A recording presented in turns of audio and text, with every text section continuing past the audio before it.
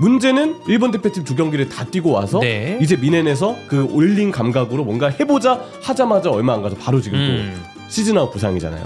그럼 콤파니 감독이 한마디 해야 되는 거 아닙니까? 어떻게 얘기해야죠. 이제 막 부상에서 복귀한 선수를 두 경기 선발로 띄우면서 90분을 뛰게 해? 자 여러분 네. 지금 콤파니 감독이 이런 얘기를 하지 않았지만 만약에 한다? 굉장히 우리에게 익숙한 일입니다. 그 반대가 특이한 일이라는 걸 다시 한번 말씀드리도록 하겠습니다.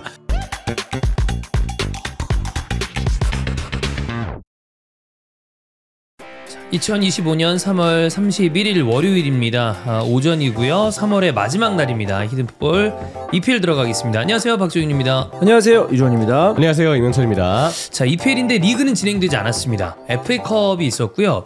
그거보다 지금 진짜 비상인 팀이 생겼기 때문에 그 얘기를 먼저 하고 가겠습니다. 그리고 한국 선수가 엮여있는 바이에른 뮌헨 자, 이토 히로키가 다시 중족골 부상을 당했습니다. 김민재 선수는 세리머니를 할 때 발목을 잡았어요. 그리고 바이에른 뮌헨과 레버쿠젠의 우승 경쟁이 사실상 끝났다고 생각을 했는데 승점 6점 차. 지금 바이에른 뮌헨 진짜 비상입니다. 그렇죠. 사실 A매치 기간 전에 있었던 우니온 베를린전 때 네. 바이에른 뮌헨은 우니온 베를린하고 비기고 예. 그때 사실 실점 장면에 우르비 실수도 있었거든요. 그래서 우르비가 이제 볼 처리를 제대로 못한 게 마지막 시간대 실점 빌미가 되면서 뮌헨은 승점을 드랍했습니다. 근데 같은 라운드에 레버쿠젠이 진짜 기념비적인 경기를 했어요. 슈투트가르트하고 경기에서 종료 직전에 두 골을 넣어서 지고 있던 경기를 정말 극적으로 이기고 역전승을 해서 승점차 좁혔거든요. 지난 시즌부터 알론소의 팀은 85분 이후가 무서워요. 쉴크가 특히 그때 골을 많이 그때 넣어요. 골 많이 넣잖아요. 네. 네. 이번에 슈투트가르트전 때도 그런 모습을 보여줘서 그 경기, 그 라운드 때 서로의 결과가 다르고 나서부터 지금 뭔가 희비가 교차되는 네. 그런 느낌이 지금 두 팀 사이에서 들고 있습니다. 아니 이거 6점 차인데 리그 지금 한 8, 9경기 남았죠? 그렇죠. 그러면 사실 6점 모르거든? 그리고 더군다나 이토 히로키가 부상이면 지금 김민재 말고는 알폰소 데이비스 장기 부상, 이토 히로키 장기 부상, 우파메카노 장기 부상, 우파메카노도 부상. 네. 남은 선수가 거의 없어요. 다이어 있죠. 근데 김민재도 지금 오락가락 하잖아. 그러면 다이어를 중심으로 이게 진짜 말이 형도 얘기하다 웃잖아요. 다이어를 무시하는 게 아니라 다이어는 사실 최근에 콤파니 아래에서 나왔을 때는 나쁘지 않은 활약을 했어요. 토트넘 때랑은 느낌이 좀 다르긴 해요. 근데 어쨌든 다이어를 중심으로 바이에른 뮌헨의 수비진을 꾸려갑니다. 라는 그 문장이 좀 이상하지 않나요? 다이어가 이제 뭐 세 번째, 네 번째 수비수라고 봐야 되잖아요. 아무래도. 지금 현재로서는. 네. 그럼 세 번째, 네 번째로 수비수를 꾸린다는 게 쉽지가 않죠. 아스날로 따지면 키비오를 중심으로 지금 그거는 말도 안 되는 거거든. 와, 리버풀 따지면 콴사예요. 예. 네. 있어서는 안 될 일이죠. 네. 환사 그래도 나쁘지 않잖아요. 나빠요. 근데 환사 진짜 좀 나쁘긴 해. 그런가? 보면 안 좋아. 아, 그랬나? 직각 어깨만 좋아요. 네. 이거는 좋지. 프레임은 아주 이거는 덜리트 수준이야. 네. 다이어는 사실 전반기 때는 콤파니가 우파메카노랑 김민재한테 엄청 큰 탈이 있지 않는 이상 웬만하면 안 쓴 자원이잖아요. 물론 그럼에도 불구하고 결국 주전 두 선수가 필요할 때는 다이어가 대신 나와서 의외로 꽤 잘해준 경기들이 전반에 되게 있긴 했었는데 어쨌든 그 선수가 중심이 돼야 된다는 점. 그리고 앞으로의 일정은 더 중요하거든요. 곧 있으면 도르트문트하고 대여 클라시코 하고요. 그쵸. 인테르하고 챔피언스 리그를 준비해야 되고요. 여러 방면에서 지금 바이에른 뮌헨의 센터백진 운영은 분명 비상이긴 합니다. 아 근데 이거 그 이토 히로키 또 거기잖아요. 이거 선수가 되게 힘들 것 같아. 일단 그 중족골이 정확히 어디인지 이게 좀 아무래도 좀 궁금하거든요. 이게 중족골이 이제 발등에 있는 이 부상인데 여기 이 라인이 있잖아요. 네. 여기를 다 중족골이라고 하거든요. 그럼 여기 이제 발가락별로 떨어지는 거 여기 요거일 거 아니야? 발가락을 이제 족지골. 네. 그렇게 하는데 이게 여기가 계속 골절이 나면 뼈가 제대로 안 붙는 건가? 뭔가 약해졌나 봐. 계속 거기가 부상을 당하는 거 보면.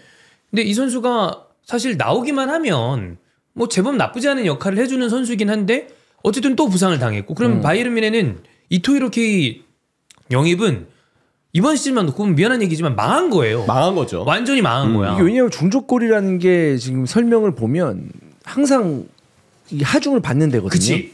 그렇기 때문에 여기 피로골절도 잘 일어나요. 근데 이제 이전에는 그냥 발등 부상 이러고 말았는데 이제 중족골 부상이라고 하는데 그럼 계속 이 피로골절이라는 게 이 계속 피로함을 주기 때문에 골절이 된다. 우리도 누적이 돼서 나무 뭐 강목이나 철 같은 것도 계속 두드리다 보면 갈라지잖아요. 그래. 이게 갈라지고 금가고 하잖아요. 그럼 똑같은 거예요. 그게 피로골절인데 뭐 중저골 부상을 당하고 나서 확실하게 이제 뼈가 다 붙지 않으면 계속 부상을 입는 거죠, 한마디로. 그 상황이지 않을까 싶어요. 아마도 그런 것 네. 같아요. 계속 이쪽 부상이 나오니까. 그리고 미네 팬분들이 가장 좀 뭔가 답답할. 왜냐면 결국 아무리 선수의 부상이 안타까운 소식이라고 해도 그리고 여러 뭐 사유들이 있겠지만 이게 재발이 돼버리고 그럼 중요할 때 짜증나죠. 안 나오면 짜증나잖아요. 그러니까 그 선수를 원망한다기보다 상황이 원망스러운 거지. 근데 하필 이토가 그 이전에 일본 대표팀에서 2경기 다 뛰었어요. 그것도 다 선발이었습니다. 네. 마지막 경기였던 사우디하고 경기 때는 사실 이미 일본 대표팀이 진출을 확정한 상태였는데 아마 일본 대표팀도 뭐 의도가 있었겠지만 이토가 그냥 나왔어요. 이토 입장에서도 어차피 내가 계속 실전에 못 뛰었으니 그 경기까지 뛰어서 감 좀 올리자. 네, 감각을 좀 올리자 이런 의도였을 것 같은데 문제는 일본 대표팀 2경기를 다 뛰고 와서 네. 이제 미넨에서 그 올린 감각으로 뭔가 해보자 하자마자 얼마 안 가서 바로 지금 또 시즌아웃 부상이잖아요. 그럼 콤파니 감독이 한마디 해야 되는 거 아닙니까? 어떻게 해요? 얘기해야죠. 이제 막 부상에서 복귀한 선수를 2경기 선발로 띄우면서 90분을 뛰게 해? 자, 여러분. 네. 지금 콤파니 감독이 이런 얘기를 하지 않았지만 만약에 한다? 굉장히 우리에게 익숙한 일입니다. 그 반대가 특이한 일이라는 걸 다시 한번 말씀드리도록 하겠습니다. 클럽팀 감독이 대표팀 감독에게 혹은 대표팀에게 이런 얘기를 하는 건 우리가 누차 봐오던 일이에요. 그 반대는 이렇게 하는 그러니까 A매치를 정말 싫어하는 감독들도 너무 많잖아요. 진짜 많죠. 그럼요. 피파 바이러스 얘기하면서. 네. 근데 이게 그럼 걱정되는 건 한 3가지라고 볼 수 있겠는데 하나는 이토 히로키 어쨌든 안타깝잖아요. 부상당한 거니까 1번은 이토 히로키입니다. 2번째는 김민재도 정상이 아닙니다. 근데 또 뛰어야 되는 상황이라 승리하고 난 다음에 세리머니 할 때 우리가 몇몇 슬로우를 잡았는데 여기 잡아. 안 좋은 것 같아. 아마 우파메카노 안 다쳤으면 네. 김민재 웬만하면 쉬지 않았을까. 제가 봐도 그래요. 네. 휴식을 줬을 것 같은데 김민재가 이제 걱정되고요. 세 번째 누가 걱정되냐? 해리 케인입니다. 스멀스멀 올라오는 다시 무관의 기운. 네. 이게 만약에 정말 바이른 뮌헨 팬분들께는 죄송하지만 이러고서 레버쿠젠한테 뒤집어지죠? 이러면 사실 아무 상관없는 미신이지만 야 이거 뭐야? 라는 얘기가 이 정도면 생각해봐. 바이른 뮌헨이라는 팀에 이적을 해서 2시즌 리그 우승을 못한다? 그거는 근데 이게 지금 챔스도 인터밀란하고 남아 있고. 인테르 어려운 팀이야. 어렵죠. 그다음에 이제 마인츠하고도 일정이 남아 있고. 예. 메넨글라드바흐, 그다음에 라이프치 뭐 이런 팀하고 지금 남아 있단 그러니까 말이에요. 쉽지 않은 일정들이 꽤 네. 있어요. 반대로 레버쿠젠이 일정이 좀 수월해요. 상대적으로 4월의 일정이 바이에른 뮌헨과 비교했을 때 좀 더 순위권이 낮은 팀들을 레버쿠젠이 네. 만나거든요. 그래서 레버쿠젠은 사실 포칼만 이번 주 주중에 이제 포칼 준결승이 있는데 그 경기 여파만 제외하면 챔피언스리그도 원치 않았지만 일찍 탈락을 했기 때문에 오히려 리그만 집중하기에는 되게 좋은 상황이죠. 그러니까 지금 현재로 봤을 때는 4위, 5위, 6위를 다 만납니다. 그러면 되게 어려운 일정이라고 봐야 되는 거 아니야? 그렇죠. 네. 네, 빡빡한 팀을 만날 수밖에 없다. 그리고 이거는 약간 스포일러가 될지 모르겠습니다만 그 저랑 주원 형이랑 하는 FC 온라인 컨텐츠 중에 던질까 말까라는 굉장히 이제 장기적으로 하고 있는 인기 컨텐츠가 있습니다. 지난 회차 저희가 굉장한 굴욕을 당하고 다음 회차를 촬영했는데 상황이 이렇게 되면 우리에게 좀 유리한 그림이 나올 수도 있어요. 네. 근데 이건 약간 역배를 갔으니까. 아무래도 좀 네. 물론 이제 바이에른 뮌헨 팬들께는 좀 안타까운 소식이긴 한데 컨텐츠가 그렇다는 거고. 이건 진짜 어쨌든 바이에른 뮌헨이 굉장히 좀 고초입니다. 일단 해리 케인은 사실 가자마자 팬들한테 조금 이거 뭔가 불길한데 이런 느낌을 안겨줬던 에피소드가 하나 있었죠. 가자마자 슈퍼컵 준우승. 그래. 네, 라이프치히가 그때 워낙 잘하긴 했다지만 하필 케인이 가고 나서 대부분의 언론이 그때 그런 얘기 먼저 했었어요. 사실 저희가 그때 DFL 슈퍼컵 프리뷰도 단관 장소에서 했었잖아요. 맞아요. 저희 같이 그때 예상하고 라인업 분석하고 그때 무대 인사 하듯이 이렇게 했던 게 생각나는데 그때도 저희가 얘기했던 게 케인 가자마자 우승하는 거 아니냐. 첫 경기만 해. 그런 기대감을 얘기했는데 2시간 뒤에 보니까 결국은 준우승. 예, 아쉬운 또 기록이 됐고 말씀하셨던 미넨의 연속 우승 하필 케인이 오자마자 그 시즌에 깨졌죠. 올 시즌도 일단 지금 미넨은 포칼 탈락, 챔피언스리그도 일단 복병 만났고 리그만 하더라도 아직 모르는 상황. 여러 가지로 좀 불길하다는 조짐이 안 들 수 없는 뭐 현재 상황인 것 같아요. 참 이게 공교롭지 않나요? 케인 잘못은 아니잖아. 그리고 이건 진짜 우리가 하는 얘기지만 미신이고 말도 안 되는 징크스고 그런데 불안한 상황 이렇게 만들어지면 이게 진짜 그런 게 있습니다. 그 원래 징크스나 이런 어떤 그런 게 심리적인 영향이 작용을 많이 할 거 아니야. 형이야 이제 선수였으니까 그런 걸 많이 느꼈겠지만 이런 상황이 되면 괜히 왜 이래? 이런 게 사람을 잡아먹는다니까 잘못하면. 심지어 케인은 잘하고 있어요. 지난 시즌도 골 엄청 많이 넣었고. 물론 부상이 중간에 있었지만 잘하고 있는데 올 시즌도 좀 후반기 돼서 다시 득점력 좀 살아나고 있고 하니까. 아니 뭔 부상이 이런 식으로 겹쳐 수비진에.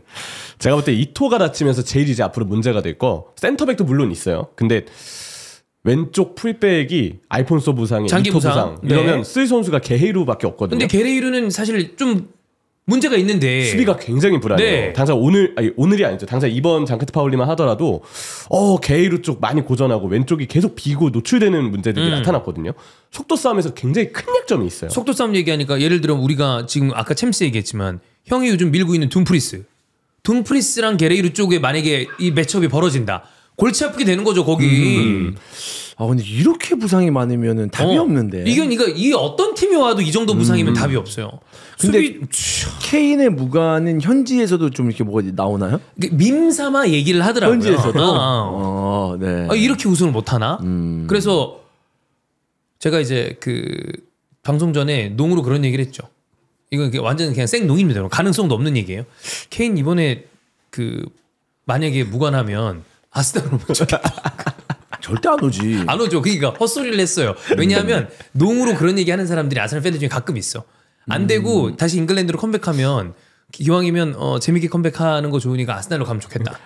얼마 전에 케인 리버풀 찌라시도 떴어요. 그래. 네, 누구였죠? 요즘에 그 피차이스가 하도 이상한 거 많이 올려가지고 이것도 피차이스 네. 출처였는지는 헷갈리는데, 야, 그 케인 몸에 리버풀 유니폼 합성하고 보니까 기가 차더라고요. 그러니까 가능성이 마이너스로 가는 그런 그 찌라시들 중에 네. 케인 잉글랜드 리턴이 간혹 얘기가 나와요. 아니 그럼 뭐 리버풀에 온다 그러면 괜찮아요? 엄청 좋죠. 근데 리버풀 우승 못할 것 같은데 그러면?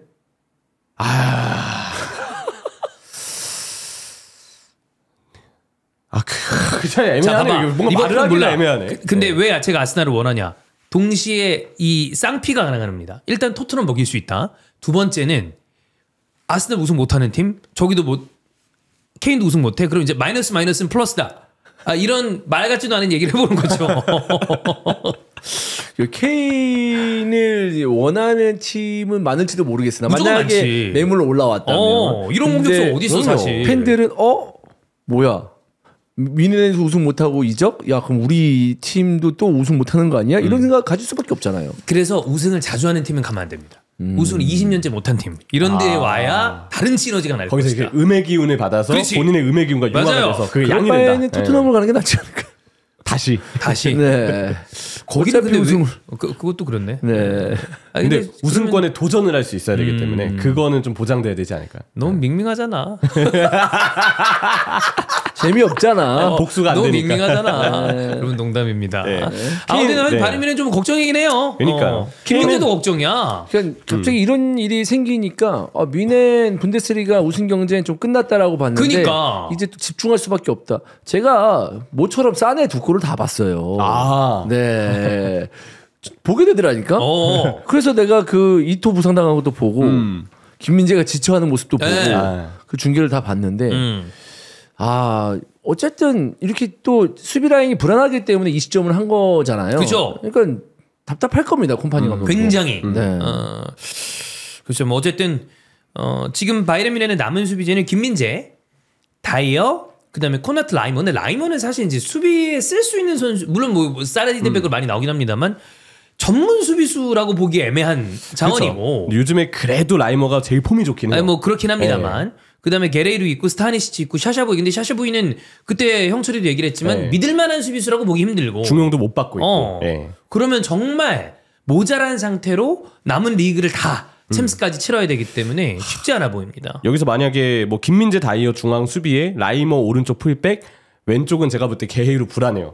샤샤보이는 당연히 더 안 되고 스타니시치를 그나마 돌려서. 왼쪽으로 돌려서 써야 될 것 같거든요. 근데 문제는 이렇게 어떻게 챔스는 이렇게 메꾼다 치더라도 리그까지 병행해야 되는 상황에서 힘들어. 매 경기 이걸 똑같은 형태로 나갈 수는 없잖아요. 그리고 김민재가 지금 짱짱한 상태가 아니라 이제 걱정되는 거죠. 그렇죠. 그래서 이거 로테이션 자칫 잘못 돌리다 보면은 진짜 리그에서 특히 한 번 뭔가 구멍이 뚫릴 수 있는 그런 네. 위험성이 분명히 있지 않을까. 이거 진짜 진짜 조심해야 됩니다. 알론소와 레버쿠젠이 이거 기회다라고 생각을 아마 할 거기 때문에 콤파니와 바이에른 뮌헨이 어떤 식으로 남은 일정들을 좀 처리를 하는지 좀 잘 지켜봐야 될 것 같고, 나온 김에 분데스리가 얘기를 하나 더 하고 가죠.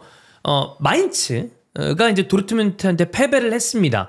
이재성 선수와 마인츠의 챔피언스리그 티켓 따기의 어떤 미션 굉장히 가까워 보이긴 했는데, 역시 남은 경기들이 있고 일정들을 체크를 해보면 아직은 확정적이라고 보기 어려운 상태고 지금 약간 한번 흔들림이 있어요. 그렇죠. 일단은 지금 도르트문트에게는 1대3으로 패배를 했는데, 도르트문트가 가장 놀랄만한 소식, 바이어 선수가 멀티골을 넣었다는 거. 이게 참 경이로운 어떤 일이 아니었나 네. 싶고, 사실 그 마인츠가 잘 나가다가 한 번씩은 그냥 힘에 좀 부닥쳐서 지는 경기들이 있는데, 제가 볼 때 이 경기가 그 타이밍이었던 것 같아요. 도르트문트가 분명 선수들의 1대1이 이 경기에서 또 좋았고, 마인츠가 이 경기를 패배하긴 했지만 그렇다고 해서 이 팀이 잘 나갔던 분위기가 뭐 제동이 걸렸다거나 끊겼다거나 뭔가 위기가 왔다거나 그런 느낌까지는 아니거든요. 여전히 분데스리가 지금 챔피언스리그권 경쟁이 상당히 좀 촘촘한데, 마인츠가 한 번 쉬어간다. 그래도 여전히 분위기는 좋다. 이런 얘기를 일단 좀 먼저 해야 될 것 같습니다. 그렇습니다. 이재성이 마인츠랑 챔스 가면 이것도 참 대단한 일이긴 한데, 그렇죠. 이게 또 쉽지가 않네. 네. 승점으로 봤을 때는 그래도 뭐 가능성과 기회는 남아 있긴 한데, 이러다가 마지막에 이제 미끄러지지 않았으면 좋겠다라는 생각은 많이 듭니다. 그렇죠. 다음 경기가 중요하죠. 하위권에 있는 이제 홀슈타인 키를 만나는데 무조건 잡아야지. 여기서 못 잡으면 그럼 이제 좀 골치 아파질 이러면 진짜 거야. 제동이다. 네. 이렇게 그렇죠. 볼 수 있거든요. 반대로 보면 이제 볼프스부르크, 바이에른 뮌헨, 프랑크푸르트, 보훔, 레버쿠젠. 여기가 다 어렵다. 다 어려워요. 보훔도 확실히 최근에 해킹 감독 오고 나서 네, 만만치가 않아서. 순위는 낮지만 내용 되게 좋거든요. 얼마 전에 레버쿠젠 상대로도 보훔이 진짜 좋은 경기를 했는데, 이 5경기가 진짜 좀 어려운 일정이지 않을까 라는 생각이 좀 드네요. 이거 얘기 나온 김에 그럼 우리 한국 코리안 리거들 그냥 쭉 정리를 하고 갑시다. 김민재 선수가 바이에른 뮌헨과 함께 쉽지 않다. 이재성 선수도 한번 이제 제동이 걸렸다 이 말씀을 드렸고, 그다음 이강인입니다. 이강인인데 일단 뭐 지금 생트티엔이란 경기였기 때문에 나오지는 못했어요. 우리가 대표팀에서 이강인 선수랑 백승호 선수가 부상을 좀 안고 갔잖아요. 네. 근데 부상 이전에도 전체적으로 지금 못 나오거나 아주 적은 출장 시간을 교체로 가져가고 있었기 때문에 이래저래 상황이 쉬워 보이진 않는다. 아마 뭐 이적 시장을 앞두고 보통 이렇게 약간 출전 시간이 밀린 선수들이 한 4월, 5월경부터 슬슬 뭔가의 기사들이 좀 나오긴 하죠. 그 기사가 옳고 아니고를 떠나서 아마 이적 루머가 좀 한동안은 좀 오랫동안 아마도. 있지 않을까라는 추정이 좀 되긴 합니다. 좀 그냥 우리 생각만 놓고 보면 자주 얘기하지만 기왕이면 우리가 좀 보기 편한 PL 와서 주전으로 뛰고 올 수 있으면 얼마나 좋겠어요. 근데 이강인 선수의 의중을 난 잘 모르겠네. 아니면 파리에서 다시 입지를 한번 뒤집을 뭐 수 있는 그것도 기회가 좋긴 와서 한데. 정말 확고한 주전이 좀 됐으면 좋겠다는 생각도 들고요. 그러니까 파리라는 팀이 이제 리그에서 압도적인 모습을 보여주고 있기 때문에 그죠. 여기서 주전 자리를 뺏기면 기회가 쉽지 쉽지 않아요. 않지. 왜냐하면 또한 계속 이기는 팀이니까. 감독 입장에서 계속 이기는데 뭘 바꾸겠어. 그러니까. 네. 네. 선수가 이미 또 다 갖춰져 있고, 그치. 두해처럼 프랑스의 어린 선수들이 아무래도 좀 더 기회를 얻기는 편한 환경도 그리고 있잖아요. 잘하기도 하고. 잘하더라고. 잘해요. 점점. 진짜 본인이 폼으로 증명을 한 거예요. 두해는. 이강인도 나오면 잘하긴 한데 나쁘지 않은데 그냥 뭔가 이게 항상 이 점오라는 게 계속 왔다 갔다 그러니까. 제 포지션이 없다는 게 이게 좀 이럴 때 좀 안타까워요. 이게 형 딱 느낌대로 이강인이 잘해요. 근데 다른 선수들이 특출나게 잘해. 이러면 이제 사실 비교 우위를 못 가져가잖아. 그 자리가 비었을 때만 갈 수 있는 거잖아요. 그죠. 그 자리에서 확실하게 주전 경쟁을 하면 좋겠는데 팀에는 도움이 되는 선수인데 우리의 어떤 그 입맛에는 감질맛이 나는 그죠. 상황이고 대표팀 와서 하는 거 보면 진짜 눈에 튀거든. 그렇죠. 우리가 뭐 결과적으로 2무를 했지만 5만전 때 나오자마자 어시스트하고 이런 걸 보면, 그러니까 확실히 다른 부분을 가져다 줄 수 있는 선수긴 한데, 그때 말씀드렸던 대로 지금 파리 생제르맹의 젊은 선수들, 많은 젊은 선수들이 정말 빠르고 잘해요. 뭐 두에, 바르콜라 다들 잘하니까 이강인 선수의 선택을 좀 지켜봐야죠. 어떻게 될지. 근데 그냥 제 개인적인 생각인데, 이강인의 개인적인 적응 여부만 생각을 하면 스페인으로 가는 게 제일 편해 보이긴 하거든요. 그렇지. 제일 뭐 거기는 사실 이제 어찌 보면 이강인 선수는 뭐 사실상 이중국적이나 다름없는 정도의 선수니까 육성을 됐었으니까. 네. 근데 이제 우리가 축구적으로 보는 것만 생각해 보면 잉글랜드로 오면 좀 보기가 좀 좋겠다라는 생각도 들고 이 얘기를 몇 해 동안 하게 된 것 같긴 한데 아직도 많이 남았어요. 5월 될 때까지 쭉 할 그러니까 겁니다. 그렇습니다. 자, 그다음 다른 코리안 리거들은 굉장히 좋은 활약들을 했습니다. 특히 오현규 뭐야? 아니 왜 시간대가 이렇게 잘 넣어? 88분 91분 네. 3분 사이에 멀티골이에요. 네. 일단 항상 득점력. 이때 넣는 것 같아. 그러니까 거의 사실 선발은 아니기 때문에 뭐. 오영규 선수가 이제 교체 출전이 맞는데 예. 근데 감독 입장에서도 이렇게 나올 때마다 골을 넣어주면 그냥 경기 막판에 세게 박는 용도로 아니면 경기를 뭔가 뒤집는 용도로 당연히 먼저 우선적으로 교체를 출전시킬 수밖에 없거든요. 오영규 선수의 지금 골 순도가 딱 그런 정도의 느낌이에요. 90분당 1.9골 그리고 대부분이 이제 아무래도 조커로 뛰긴 했는데 12번의 골을 올 시즌 넣었으니까 정말 슈퍼서브의 손색이 없는 활약이죠. 이게 이제 확인 사살하는 득점인데 아무래도 조금 이제 더 오현규 선수가 본인의 값어치를 올리기 위해서는 요런 득점은 승점에 관련된 득점이랑은 조금 거리가 있잖아요. 그래서 물론 지금 나오는 시간대나 이런 걸로 봤을 때는 그 정도의 활약을 하기는 좀 이제 한정적이긴 합니다만 동점골, 뭐 내지는 역전골, 혹은 뭐 결승골 이런 골들이 조금 더 섞여주면 더 좋겠죠. 그렇죠. 그래도 팀이 위기일 때도 오영규 선수는 계속 중용받고 있어요. 그리고 올 시즌에 그러한 골들을 넣은 전적도 있고 네. 충분히 지금 자기 몸 상태나 컨디션은 진짜 준비가 많이 되어 있다. 이렇게 볼 수 있지 않을까 싶네요. 지금 우리 대표팀에 보면 오세훈, 오현규 이런 공격수들 뭐 부상이 아니라면 뭐 주민규도 있을 텐데 오현규를 조금 더 많이 중용해도 좋을 것 같은데 그 정도의 쓰임새를 아직 받고 있지는 못하죠. 사실 이제 오영규 선수를 과감하게 좀 투입하면 좋겠는데 그러니까. 이건 선택의 문제거든 사실. 그죠. 근데, 몇 분에 넣을 건지 이런 거. 근데 선택을 그렇게 안 하니까. 지금 나오는 어떤 그걸로 봤을 때는 오세훈이 좀 더 기용을 많이 받죠. 근데 사실 오세훈이 이번 시즌의 공격 포인트를 봤을 때는 오영규가 압도적입니다. 오영규가 사실. 세죠. 그러니까 지금 공격수 전체를 다 봤을 때 오영규가 이번에도 골을 넣기도 전에도 압도적인 골수를 자랑하고 있거든요. 네. 물론 이제 K리그는 이제 막 개막을 했지만. 네. 근데 사실 이제 우리나라 대표팀의 저는 가장 큰 문제점은 이번 두 경기에도 봤지만 과감성이에요. 과감성이 좀 많이 떨어지죠. 네, 약간 좀 밋밋하고 이 과감성이라는 게 과감하게 공격해서 득점을 해라기보다 과감한 모습을 보여줘야 상대방 실수를 유발하고 그치. 우리가 상대방 그 전력을 봤을 때 요르단은 어쨌든 우리랑 승점이 비슷하잖아요. 네. 강팀이라고 해도 우리가 멤버의 어떤 그 빨이 있는데 그러면은 좀 더 설사 역습을 당한다고 하더라도 정말 뭐가 무서워서 뒤로 가. 그분 얘기는 하지 맙시다. 아니, 어쨌든. 네. 약간 그런 느낌처럼. 생각이 안 날 수가 없어요. 계속 나요. 그건 너무 명언인데. 네. 아, 참, 그때 그 모습과 함께 그 눈물이 또르르 라볼피아나 생각을 하면 또 이제 갑자기 복장이 터지고. 좀 더 제대로 한번 해볼까요? 뭐가 무서워서 자꾸 뒤로 가! 이렇게. 여러분, 이 모습을 잘 기억해 주십시오. 이번 주에 본격적인 이 모습이 어떤 식으로 발현되는지를 보실 수 있는 콘텐츠가 이번 주에 나갑니다. 뭐죠? 뭘 모조야? 그렇게 연기를 해놓고서. 그렇게 많이 나오셨으면서. 네네네네. 아무튼 예. 그게 뭐가 무서워서 그냥 진짜 전 두 경기 보면서 이게 자 그런 게 차라리 져라 이렇게 할 거면 그래 내 말이 그 말이다. 그러니까 지라는 게 아니고 좀 더 과감하게 해서 저도 박수를 쳐야 되는데 오히려 모르겠다. 또 이게 또 결과가 지면 또 더 욕을 먹겠지만 이건 아니라 이거지. 우리나라 그래. 축구가 이러면 안 된다 이거지. 어. 근데 어쨌든 제가 말하는 거는 과감한 선택은 필요하긴 하다. 라는 거죠. 오영규가 들어오면 일단 역동적으로 뛰니까 뭐가 그게 좀 있긴 해요. 진짜 열심히 뛰어요. 뭐라도 상황을 좀 바꿔줄 카드긴 하거든요. 그리고 그게 있어. 지금 결국에 두 얘기를 합쳐보면 우리가 해외 축구 볼 때 그런 얘기를 좀 많이 하지 않습니까?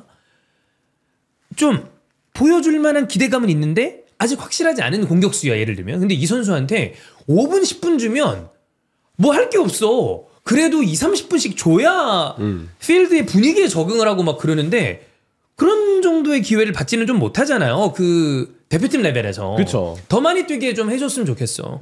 그리고 특히 우리가 리드하지 못하는 상황엔 더더욱 쓰일만한 선수인 것 같아요. 네. 누구라도 일단 더 위에서 강하게 압박하고 비벼주고 침투하고 계속 그런 부지런한 움직임을 가져가야 되는데 우리가 조금 분위기가 침체돼 있다 싶을 때는 적어도 지금 생각하는 것보다는 오영규 선수를 더 많이 중용해야 되지 않을까. 그리고 형도 자주 얘기하지만 공격수라는 게 골 넣는 감이 붙어 있을 때 그때 빡 올려야 되는데 지금 이 정도 감 좋은 선수가 지금 대표팀에 없어요. 오세훈도 한창 때 페이스가 지금 팀에서 아니잖아요. 전혀 아니죠. 네.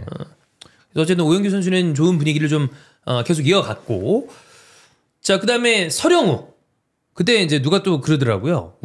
직접 우리가 얘기한 건지 아니면 라이브에 채팅창에 그런 게 올라오는지 아니었나? 가오가이가 그 얘기를 했나? 서령우 눈빛이 좀 바뀐 것 같다. 좀, 빡세게. 좀 더 도끼 있는 눈빛으로 변한 것 같다. 그랬는데 이제 역시 그것도 누군가가 얘기했는데 지베지다에서 살아남으려면 저 눈빛이 돼야 된다. 몇몇 영상들 보면 지베지다뿐만이 아니라 세르비아 리그 전체가 그런 느낌이 있더라고요. 터프해요 다들. 근데 뭐 서령우 선수가 아주 잘생긴 얼굴인데 눈빛에 조금 더 이 강력한 느낌이 들면서 어쨌든 이번에도 득점을 했습니다. 네, 5대3으로 일단 승리를 했고 서령우 선수가 올 시즌 공격 포인트를 꽤 많이 쌓고 있어요. 네. 풀백 자리에서 꽤 공격 포인트, 마무리 지역의 가담도 그렇고 전체적인 마무리 0점도 많이 올라간 것으로 일단 지금 확인이 되는데 지베지다는 27승 2무입니다. 네. 네, 워낙 세르비아 리그에서 압도적인 성적을 내고 있고 사실 서령우 선수는 올 시즌 지베지다 소속으로 이제 챔피언스리그 무대도 밟아보고 정말 여러 역사 깊은 팀들의 원정도 가보고 거기서도 이제 경기에 출전을 하고 활약을 하고 했기 때문에 좋은 성장을 했는데 특히 스탯을 이렇게 많이 기록하면 당연히 서령우 선수를 앞으로 더 관찰하는 타리그의 스카우터들도 자연스럽게 풀백을 찾아볼 때 좀 관심을 가질 만한 프로필을 이미 완성하지 않았나. 네.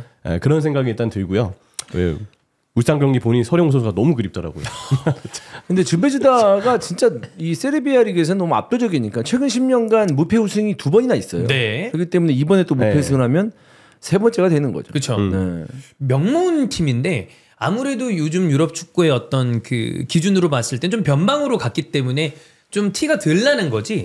대단한 팀입니다. 역사도 꽤 깊게 가지고 있죠. 네. 한창 세르비아가 이제 세르비아라기보다는 유고슬라비아라는 그쵸? 역사를 갖고 있을 때 그때 그 나라가 축구를 잘했던 것처럼 지베지다의 유럽 내에서의 경쟁력도 상당히 높았다는 이야기들이 많더라고요. 아마 형철이는 어렸을 때 혹은 그 전이라 기억이 안 나겠지만 예전 유고 연방에서는 진짜 좋은 선수들이 많았던 기억이 나요. 뭐 밀로세비치도 그렇고 라데. 라데 그래. 라데. 라데. 그렇습니다. 라데 나올 줄 몰랐네. 네. 그렇습니다. 라데는 나와야죠. 라데 그래. 나와줘야지. 네. 특급 용병. 아틀레티코도 뛰었잖아요, 심지어. 네. 그래. 그렇습니다. 자, 그다음 이 경기 아마 보신 분들도 많을 겁니다. 스토크와 퀸스파크 레인저스 두 팀에 모두 다 이제 대한민국 선수가 있습니다. 스토크에는 배준호 선수가 있고 QPR에는 양민혁 선수가 있었는데 둘 다 이제 또 공격 포인트가 나왔습니다. 야, 코리안 더비에서 이렇게 둘 다 나란히 골을 넣는 그림이 나오는 거 정말 이례적인 일인데 그죠? 두 선수가 일단 맹활약을 해줬고 저는 일단 배준호 선수가 후반기 되면서 스탯을 상당히 많이 기록해주고 있어요. 너무 다행이죠. 이 선수가 공격 포인트 생산 능력에 대한 이야기가 조금 있었는데 골이 나오고 있고 어시스트가 나오고 있어서 다행이에요. 시기상으로 보면 결국 스토크가 감독을 바꾸고 마크 로빈스 감독이 오면서 어느 정도 배준호 선수가 뭐 시기상의 이유인지 뭐 개인 폼에 여러 가지 이유가 있겠지만 그러한 감독 교체 이후로 오히려 성과가 더 나와주고 있는 게 참 지금 다행스러운 일이 아닌가라는 네. 생각을 좀 많이 합니다. 그리고 양민혁도 이제 지난번 실점 장면에 연관된 거는 저는 개인적으로 전체를 보면 좀 팀 동료들이 못 도와준 것도 있어요. 퀸스파크 레인저스가 팀 완성도가 그 챔피언십 팀들 중에서도 안 좋다고 하더라고요. 그래서 그런 것 때문에 양민혁의 개인의 완전한 이 실수다라고 보기에는 좀 아쉬움이 있었는데 어쨌든 그 이후에 뭐 득점도 나왔고 그러면서 나쁘지 않습니다. 이 임대를 간 게 잘한 거죠. 그렇죠. 일단은 충분히 유럽 무대를 좀 경험해보고 있고 많이 배워보고 있고 그리고 사실 지금 첫 시즌이고 이렇게 어린 선수인데도 불구하고 정말 꾸준하게 나오고 있거든요. 그게 중요해. 제일 중요하다고 생각해요. 네. 그러니까 아무래도 지금 양민호 선수가 경기 딱 보면 센스는 확실히 있어요. 마무리 지역 가까워졌을 때 보여주는 좋은 연계나 돌파, 드리블 이런 부분들을 보면 이게 역시 양민호이 갖고 있는 장점이지 이런 생각을 하게 되는데 네. 다만 이제 이 선수가 상황에 따라서는 요즘 측면 자원들도 아래로 내려서 볼을 끌고 올라와줘야 되잖아요. 그죠? 양민호도 그런 시도를 하려고 하는데 확실히 피지컬적인 한계에 좀 부딪히고 있어요. 근데 이거는 아마 아직 나이가 어리기 때문에 서서히 시간이 지날수록 양민호 선수도 그런 피지컬적인 부분을 본인도 보완하려고 노력을 할 테고 네. 또 몸도 자연스럽게 더 성장하면서 실제로 보완이 되는 부분들도 있지 않을까. 오히려 이런 깨달음을 어린 나이 때 빠르게 하는 게 선수 성장에 있어서는 저는 오히려 이게 더 긍정적으로 도움이 되면 됐지 안 되진 않을 것 같다라고 좀 긍정적으로 보는 입장입니다. 만약에 예를 들어 토트넘이 남아있다가 지금 포스텍의 상황이나 여러 가지를 봤을 때 쓰임을 못 받았을 수도 있어요. 그거보다는 일단 뛰는 게 무조건 좋으니까. 그렇죠. 네. 우리가 사실 기대를 했잖아. 뛰게 하겠지 근데 안 했잖아요. 아예 플랜이 없는 모습. 머리 없는 것 같았단 말이야. 몸도 안 풀었어요. 네, 그런 모습이 있다가 이제 임대를 갔기 때문에 물론 이제 우리가 다른 어떤 토트넘의 유스보다 낫지 않겠어라고 얘기는 했지만 뭐 감독이 플랜이 없는데 답 없지 뭐. 네, 그리고 또 이제 큐펠에서 이 정도의 모습을 보여주면서 계속 공격 포인트를 남은 시즌 동안 뭐 쌓아간다면 네. 토트넘의 상황이 지금 좋지 않기 때문에. 그쵸. 어떠한 선수라도 이제 불러들여서 테스트를 해봐야죠. 네. 그 중에 양민 선수가 분명히 포함될 것 같습니다. 잘하고 있으면 눈에 띌 네. 것이다 라고 생각이 듭니다. 자, 한국인 선수들 체크해봤고요. 리그는 치러지지 않았습니다만 FA컵 8강이 쭉 일제히 펼쳐졌고요. 그리고 뭐 먼저 말씀을 드리자면 지금 느낌은 잘하면 맨체스터 시티가 무난하게 우승을 할 수 있는 그림이 나온 것 같습니다만 맨시티도 쉽지 않은 승리를 했고 그 다음에 또 노팅엄도 이 누누의 노팅엄이 지금 대단한 네. 이 모습을 보여주고 있는 가운데 뉴캐슬이 리그컵을 따면서 하나의 트로피를 올렸잖아요. 또 하나 지금 누누도 어떤 모습을 보여줄지 모른다. 브라이튼을 꺾고 올라갔습니다. 네. 이용준님이 굉장히 좋아하실 것 같습니다. 자, 피식대학의 네. 그 이용주 또 개그맨이 본인들 피식대학 채널에서 노포를 주장하면서 노포 이용주 노팅엄 포레스트를 좀 밀고 있어요. 엘랑가 선수 마킹 유니폼 리얼로 입으셨죠. 그래서 뭐 여러 가지 그 포인트를 잡기에는 노포가 좋죠. 그래서 저는 전혀 모르는 어떤 밈이에요. 예. 네. 아, 되게 최근이에요. 최근 진짜 최근이에요. 되게 최근이야. 네. 아마 용준님 아직 경기를 안 보셨을 수도 있고 보셨겠죠. 예. 어쨌든 이번에 노팅엄이 브라이튼과 사실 이 두 팀 경기가 되게 기대를 많이 했거든요. 서로가 근데 맞물린 스토리들이 있잖아요. 브라이튼은 얼마 전에 노팅엄에게 0대7로 깨져봤으니까 대패를 했기 때문에 이후에 흐름이 좋았지만 신중하게 경기를 할 수밖에 네네. 없었고 노팅엄은 노팅엄대로 원래 좀 신중한 스타일이고 120분에 승부차이까지 갔거든요. 0대 0으로 갔었어요. 그리고 이게 저는 되게 기대를 많이 갖고 중계를 갔거든요. 근데 둘 다 너무 신중합니다. 중앙으로 안 가요. 왜냐면 떨어지기 싫은 거지. 그렇죠. 이 자리까지 왔는데. 브라이튼도 괜히 중앙에서 뺏겼다가 또 노팅엄한테 카운터 맞을까 봐 그죠. 조심스럽고 노팅엄도 이 경기 심지어 엘랑가랑 오도이가 다 선발이 아니었어요. 네. 일단은 먼저 상대 공격을 막고 그러다가 이제 후반 됐을 때 엘랑가 오도이로 뭔가 승부를 보겠다 했는데 오도이 엘랑가의 폼도 냉정히 봤을 때 다 노팅엄에서의 폼보다는 이전 소속팀에서의 폼에 좀 더 가까워 보였다. 그 경기에 한해서. 그래서 0대 0이었는데 역시 마치셀스의 또 빛나는 선방에 힘입어 승부차이 끝에 노팅엄이 올라갔죠.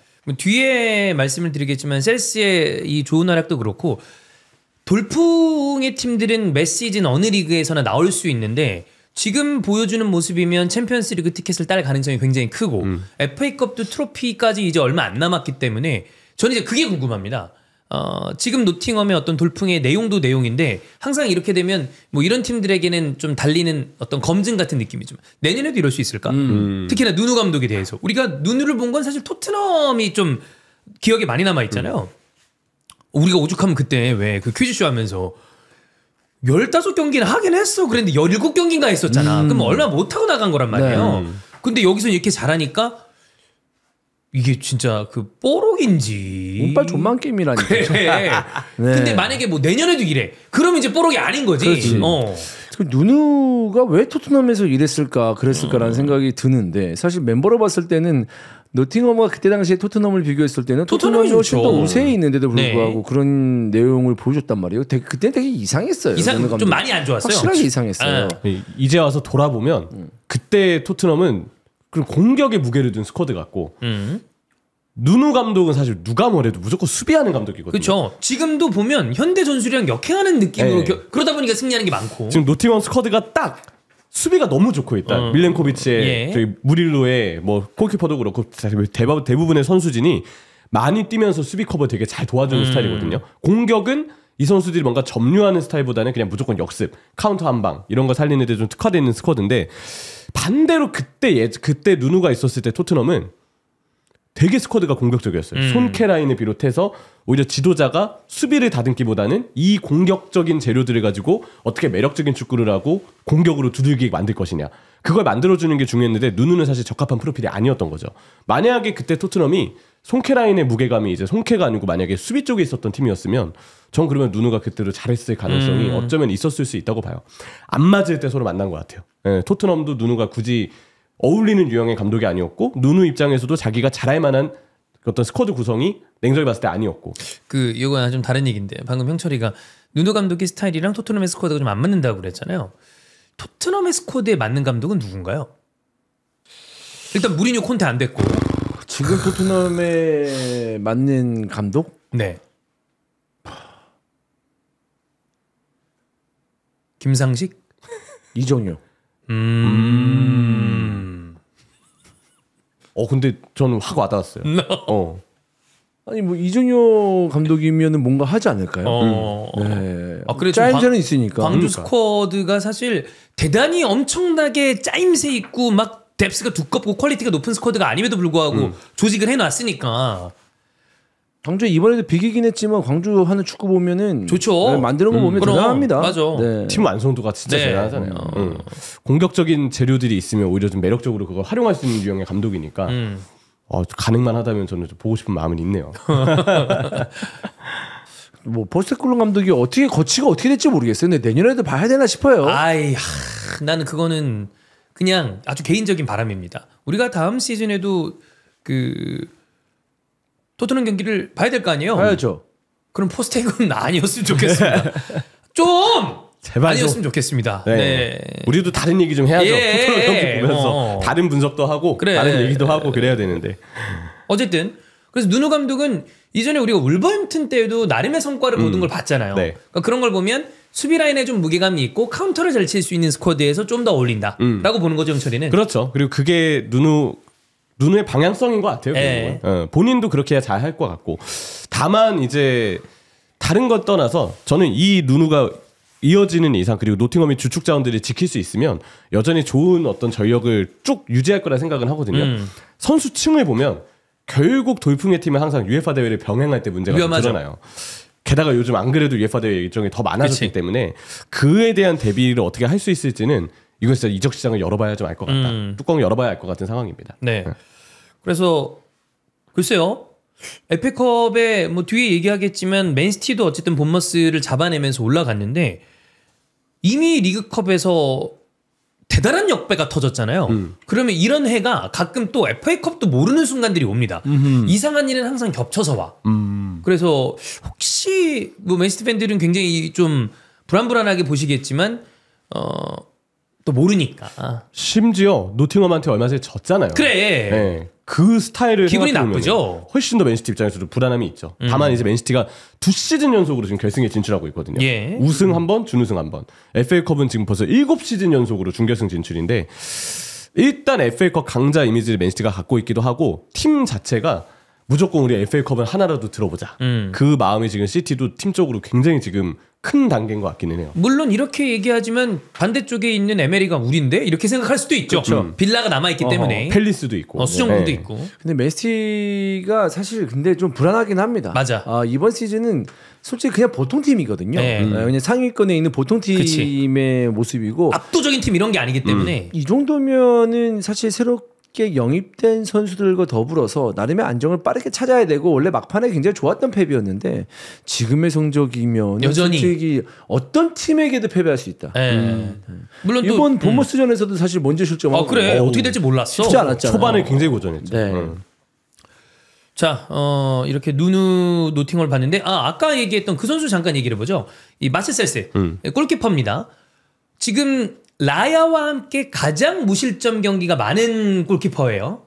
근데 셀스가 저는 진짜 누가 봐도 놀랄만한 선방들을 그냥 제가 봤을 때는 좀 더 많이 보여줬다고 생각해요. 그냥 딱 경기 보면은 야 어떻게 이런 걸 막지? 이건 진짜 실점이다 생각하는데 그걸 긴 팔을 뻗어서 막는 장면들이 있잖아요. 불가능을 가능으로 만드는. 근데 그런 선방들이 셀스가 굉장히 많았어요. 벨기에 키퍼죠? 네, 그렇죠. 이 선수가 지금 노팅엄의 수비 자체가 이제 밀렌코비치와 무릴루의 라인 자체가 굉장히 잘 견고하고 수비적으로 좋은 밸런스를 갖고 있는 건 맞는데 거기에 더 보탬이 되는 게 제가 볼 때 세이스의 선방이지 않을까. 그리고 발밑이나 패스 이런 거는 사실 라야는 그쪽도 장점이잖아요. 사실 냉정히 보면 세이스는 그 발밑이나 빌드업 기술은 장점이라 보기가 좀 힘들거든요. 네. 불이 하나 들어왔네. 갑자기 불이 켜지는 여러분 지금 갑자기 불이 켜졌습니다. 그리고 다시 꺼졌어요. 뭐죠?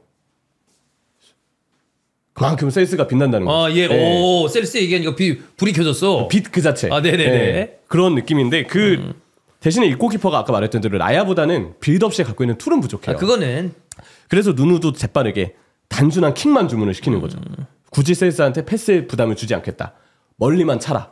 근데 이런 접근을 하는 게 세이스한테도 도움이 되고 또 나아. 선방은 선방대로 더 장점을 보여주고 약간 클래식한 유형의 골키퍼에 요즘 몇 안 되는 좀 그러한 유형의 골키퍼라고 좀 봐야 되지 않을까 싶습니다. 근데 이제 그거 있는 것 같아요. 어설프게 하느니 그냥 본연의 임무에 충실한 게 나아요. 그렇지. 또 골키퍼는 잘 막기만 하면 돼요. 그게 저는 기본빵이라고 네. 봅니다. 무조건 막아야지, 일단. 그거 안 되는데 패스 좋아봐야 결정적인 순간에 세이브 못하는 골키퍼가 무슨 소용이야. 또 잘 막는데 발이 안 좋아? 그러면서 후방 빌드업을 무지하게 시킨다? 그 감독도 문제야. 포스팅 얘기하는 거죠? 토트넘의 골키퍼들은 나쁘다고 볼 수는 없습니다. 근데 네. 저는 모르겠어요. 그 이후에 좀 나아지긴 했습니다만 중간에 있었던 킨스키나 비카리오나 세이브들을 잘하거나 뭐 패스를 잘하는 순간들이 있는데 전 항상 무리한 어떤 역할을 부여하는 것 같아요, 감독이. 골키퍼한테. 저는 뭐 수비 라인이나 다른 뭐 그 주전이 나왔을 때 별 걱정 안 했지만 주전조의 미드필더 라인이 문제기 때문에 그것도 문제긴 하죠. 거기서 그러면 후방 지역에서 골키퍼가 빌드업하는데 미드필더 라인을 거쳐서 가야 되는데 거기서 불안하게 된다면은 사실 골키퍼의 발밑도 안 좋아 보이는 경우도 있죠. 아무튼 뭐 어쨌든 골키퍼 포지션을 잘 막아야 되고 네, 그게 먼저야. 그리고 뭐 발밑이 안 좋다? 근데 막아야 되는 골키퍼를 써야 된다? 그러면은 뭐 전술을 바꿔야죠. 네. 그래서 지금 노팅엄은 상대하기가 되게 까다로운 팀입니다. 그러니까 2순위까지 있고 챔피언스리그 특히 딸 가능성도 굉장히 높고 그런 상태라고 보면 되겠고. 자, 그다음에 이제 아까 우리가 좀 불안하게 봤다던 이 본머스와 맨체스터 시티. 맨시티가 일단 이겼습니다. 네. 초반에 굉장히 쩔쩔했었어요. 예. 본머스가 야 이런 압박이 가능한가 싶을 정도의 미친 압박을 보여줬는데 압박만 따지면 김환이 지금 PLA에서 가장 상위권이에요. 최상위권이었어요. 제가 봤을 때 이거는 거의 그런 얘기 많이 해주면 빌드업 1등 팀, 압박 1등 팀 그런 표현들을 많이 하는데 되게 버릇이 잘 돼 있어요. 네. 딱 볼 뺏겼을 때 움직임이 일사불란합니다. 명확하게 네. 들어와 있는 것 같아요. 어떻게 이게 감독이 하는 일이다. 이런 게 진짜 압박 1등 팀이다. 그렇죠. 그런 느낌을 좀 주는데 그 압박에 맨시티가 진짜 속수무책으로 당했어요. 한 20분 정도는 올라오는 게 물론 롱패스로 몇 번 상대 진영에 넘어갔던 장면들이 있긴 했지만 그리고 케파의 이제 선방에 나왔던 혼란의 페널티킥 이런 장면들이 있기는 했지만 그냥 대부분의 시간들이 다 본머스의 시간이었거든요. 이게 사실 우리가 압박을 가장 잘하고 그 압박을 상대 압박을 가장 잘 풀어나가는 걸 제일 잘 조직하고 만드는 게 펩입니다. 근데 여기에 쩔쩔매는 거 보니까 그냥 아무리 뭔가 머릿속으로 잘 잡아둔 그림이 있고 체계가 있다고 해도 일단 그냥 상대 선수가 피지컬로 밀고 들어오는데 그럼 당연할 바가 없죠. 잡고 판단할 여유조차 제가 볼 때 없어 보였어요. 네. 그냥 공 잡으면 2명이 와요. 저쪽으로 패스를 주면 3명이 갈 것 같고 멀리 롱볼을 차도 일단 거리가 멀고 그런 고민들을 맨시티에게 많이 안겼는데 문제는 본머스가 이 경기 운영은 성숙하지 못했습니다. 전반에 너무 힘을 쓴 나머지 시간이 지날수록 지쳤고 반대로 맨시티의 경우는 오히려 교체들이 몇 개가 좀 통하면서 뭐 혼란의 페널티킥 실축, 1대1 찬스를 아쉽게 놓친 것 다양한 억가 요소가 존재했지만 최종적으로는 맨시티가 후반의 경기를 뒤집는 데 성공을 했죠. 네. 오라일리가 그래도 좀 좋은 역할을 해줬고 마르무시도 득점을 했고요. 그리고 케빈 데브라이너는 좀 이제 좀 쉽지 않은가? 라는 느낌을 주는 경기기도 했고 이전에 FA컵 전 경기들은 잘했는데 네. 그거와 비교했을 때는 다 확실히 영향력이 이번에는 조금 떨어져 보이긴 했었어요. 본인도 동기부여를 좀 많이 잃어버렸나? 몸이 많이 안 좋은 게 너무 큰 것 같아요. 근데 저는 더브라이너도 더브라이너인데 더 실망을 많이 했던 선수가 포든이거든요. 필포든 와, 이번 경기 때 포든 특유의 그 턴 이루어지면서 잘 돌아가잖아 터치 원래. 길게 딱 잡고 네. 그러면서 왼발각 만든 다음에 때린 슈팅이 있었는데 원래였으면 포든이 그거 상단에 꽂히거나 되게 위력적으로 쭉 나갔을 거거든요. 그냥 케파 정면으로 떼굴떼굴 굴러가서 잡히더라고요. 저는 뭐 더브라이너는 그래도 그 골 장면 때 보면은 괜찮은 전환이나 이런 걸 해준 게 몇 번 있었다 하지만 포든이 개인적으로 가장 좀 의아했었어요. 아 진짜 이렇게 선수가 확 떨어질 수가 있나? 약간 뭘 해도 안 되는 느낌? 그 정도의 느낌이 포든한테 좀 많이 들었던 것 같습니다. 그 펩의 인터뷰를 보면 경기 전에 한 거를 볼게요. FA컵 우승을 한다 하더라도 이번 시즌 부진한 거는 부인할 수 없고 기준에 미치지 못했고 클럽 월드컵에서 뭐 이 또 참가 상금이나 이런 걸 받는다 하더라도 보너스, 뭐 급여 이런 거 받을 자격이 없다. 이러면서 굉장히 좀 그 이번 시즌에 대한 실망감을 드러냈는데 어제는 끝나고 난 다음에는 그런 얘기를 했습니다. 이번 시즌 놓쳤던 이 열정 이런 것들을 빨리 찾아야 된다라고 하는데 뭐 펩 본인은 모르겠고 선수단 전체 트래블하고 뭐 이러저러 하면서 좀 동기부여 면에서 뭐 아까 형이 얘기했었던 그 케빈 데브라이너의 어떤 건수도 이런 거에 또 영향이 있을 수 있을 텐데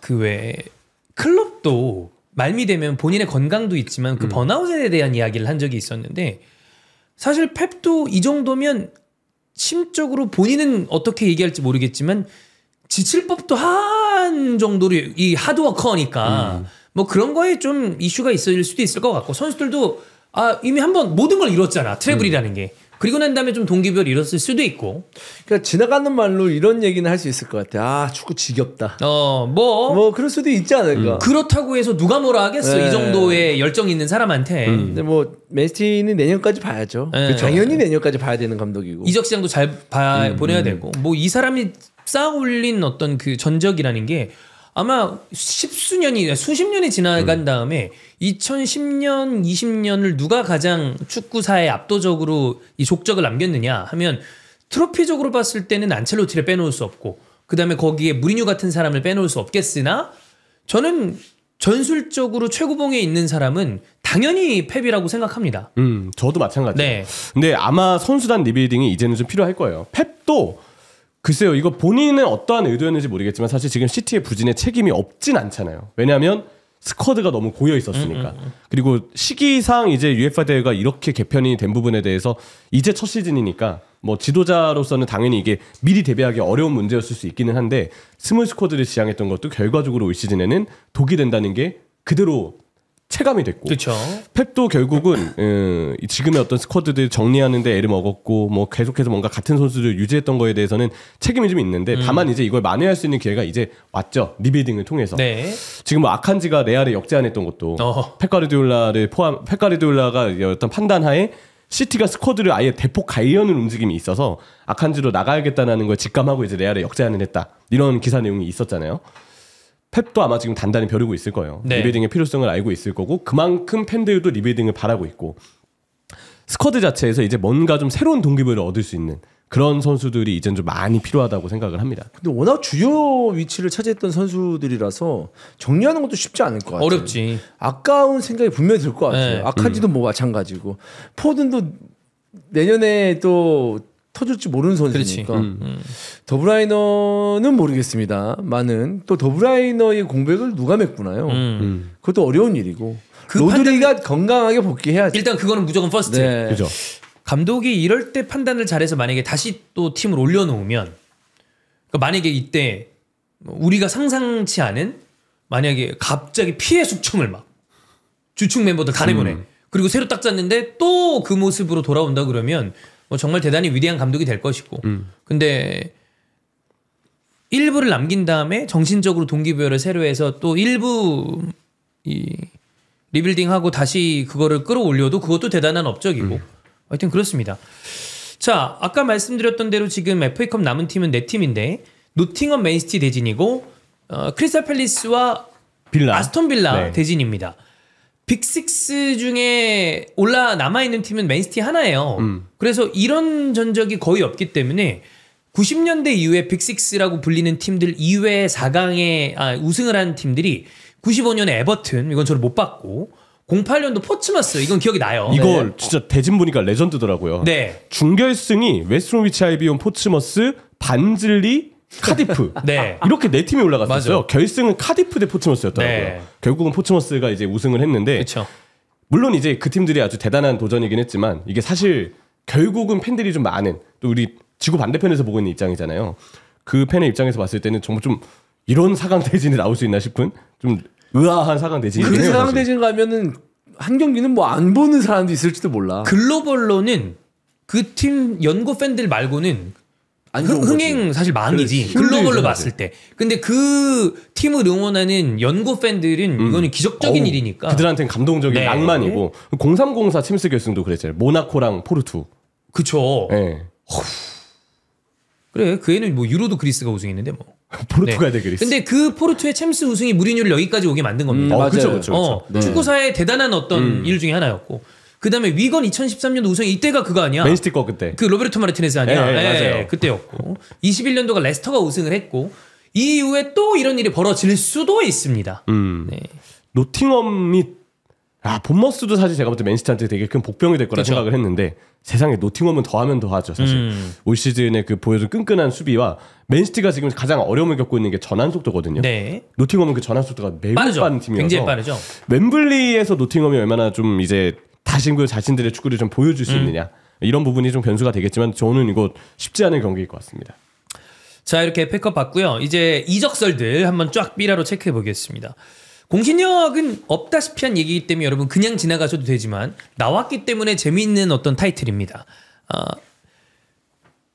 맨유가 브루노 페르난데스의 오퍼에 대해서 지금 방어를 해야 되는데 그 시작점이 레알 마드리드다. 근데 이거는 뭐 그냥 뭐 지나가면 이게 서로 아마 제가 봤을 때 맨유 팬들 신경 안 쓰고 레알 팬들 신경 안 쓰고 브루노 페르난데스 뭐야 이거 이렇게 보지 않을까 하는 뉴스이긴 합니다. 근데 왜 부페가 레알 가면은 또 어떤 활약을 할지 모르잖아요, 사실. 모르죠. 어허. 모르죠. 어디 가서도 잘할 만한 선수긴 해요. 근데 맨유는 지금 팀이 전체적으로 큰 변화를 주는 시점에서 주축인 브루노 페르난데스를 이제 이적을 시키면 안 되죠. 안 되죠. 그쵸? 네. 맨유도 안 되고 제가 봤을 땐 레알 마드리드도 엄청 관심이 있을 만한 이적도 좀 아닌 것 같고 왜냐면 요즘에 레알 마드리드가 이 정도 나이 있는 선수들을 좀 잘 안 데려와요. 더 어린 선수들 아주 어린 선수들을 잘 데려오려고 데려와서. 하죠. 요즘 이적 시장 제일 핫한 선수가 사실 그 본머스의 하이선이죠. 디나이선. 네, 디나이선은 어떻게든 레알이 좀 가져오려 한다, 수비. 데려오려 한다 이런 얘기들이 예. 있어서 센터백이나 수비 쪽 이쪽이 좀 언급이 많이 되지. 바로 브루노에게 뭔가 오퍼를 할지는 사실 잘 모르겠어요. 자, 근데 이런 얘기가 나오면 그 일단 이적이 성사된다 치고 여러 가지 그 파이트들이 생깁니다. 그게 뭐냐면 근데 오케이 그렇다 쳐. 근데 브루노가 레알 가면 주전으로 뛴? 뛸 수 있지. 어디에 세울까? 뛸 수 있나? 뛸 수 있지 않을까? 벨링엄을 약간 도르트문트 때처럼 삼선 지향적으로 내리고 자 벨링엄, 발베르데, 발베르데 우측? 풀백 아놀드가 아놀드가, 와. 그럼 아놀드잖아. 그럼 어디에 뛰어? 뒤에서 후방 봐야 돼? 벨링엄 때문에 쉽지 않겠다. 한 단계 좀 아래에서 뛰어야 되는데. 네. 그러니까 브루노가 엄청나게 뛰어난 자원인데 그리고 거기서 잘하지 않을까요? 네, 어떻게든 잘 쓰지 않을까 싶은데. 이게 발베랑 벨링엄을 밀어내기는 그러니까 뭐 누가 더 뛰어나다 이런 거를 떠나서 지금 레알 마드리드에서 자리를 잡고 있는 두 선수보다 브루노 페르난데스가 완벽하게 우위에 있느냐는 아니잖아. 그렇죠. 그리고 브루노가 냉정히 측면으로 가서 중앙만큼 잘하는 것도 아니고 아니죠. 예, 뛸 수야 있다지만 자리가 제일 애매할 것 같아요. 그쵸. 제가 봤을 때는. 그러니까 이게 우선순위 보강 포인트가 아니에요. 제가 그렇죠. 보면. 그러니까 이 부분에 대한 파이트가 이루어지는 게 그냥 이제 강 건너 불구경하는 어떤 그 댓글 파이트의 재미가 있지 않겠습니까?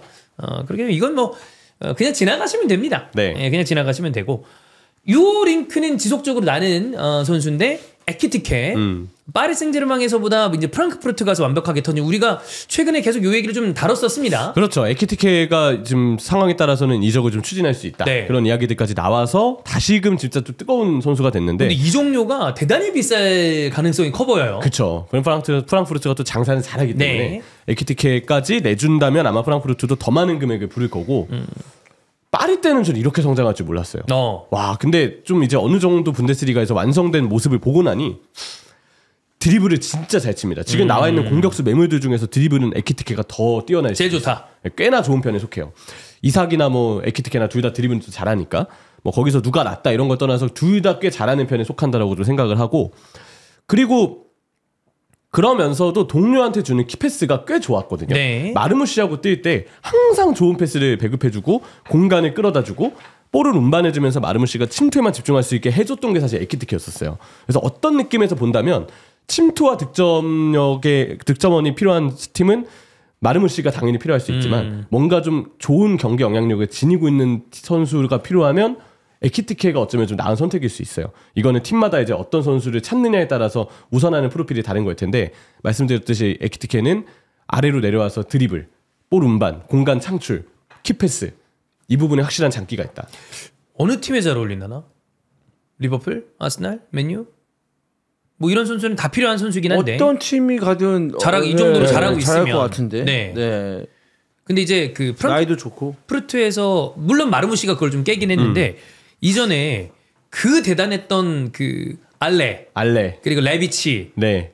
요비치 정말 조용했잖아. 와씨 그냥 다 흩어져가지고 말도 안 되지. 네. 요비치 그렇죠. 큰일 났었고 랭달 콜로무아니도 있고. 네. 알레도 좀 별로였고. 알레도 결국에 안 풀렸고 콜로무아니도 유베에서 반짝했지만 지금으로 봤을 땐 좀 아쉽고 그리고 파리에서 특히나 실패. 안 됐고 네.